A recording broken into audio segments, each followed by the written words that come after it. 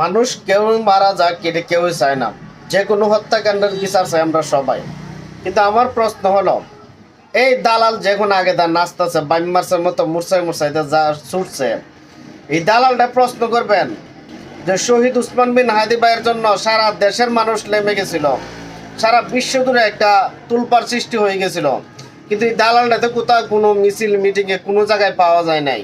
কোন করতে ছিল এখন লামছে, এটা আমি বলি না সে কেন লামলো, কিন্তু কত এই দালাল এতদিন কোথায় ছিল?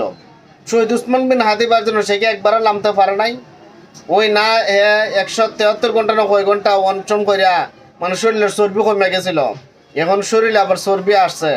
মানে এ যে কত বড় দালাল আর কত বড় বাটফার, এখন তো বুঝতে পারতেছেন সবাই। সে আসলে দালাল নাম্বার 1।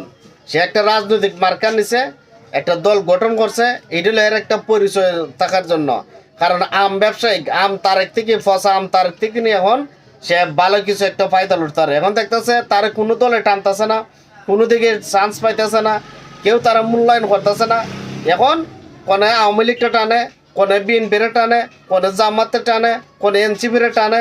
মানে সে তখন ভাইরাল হতে চায়, সবার জনপ্রিয়তা লাভ করতে চাইতেছে, কিন্তু কোনো দলে তার পাত্তা দিতেছে না। এখন সে ভাবছে যে এখন কি করবো, আমি কিছু তো একটা করার দরকার। কারণ আমের ব্যবসা তার এখন নাই, আমের সিজন আইলেন না আবার আমার ব্যবসা ধরুন ফসা আম হোক আর যে আম হোক, এখন তার আম বিক্রি করতে পারব না।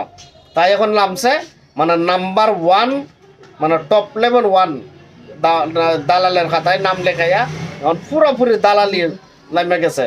তারা এক কাজ করেন, সামনে কুরবানি ঈদ আসছে, কুরবানিতে নিয়ে তারা দালালিত লাগাই দিয়েন, আশা করা যায় সে ভালো ইনকাম করতে পারবে। দালাল নাম্বার 1 বাংলাদেশের মধ্যে। আপনারা কি বলেন? কমেন্ট করে জানিয়ে যাবেন।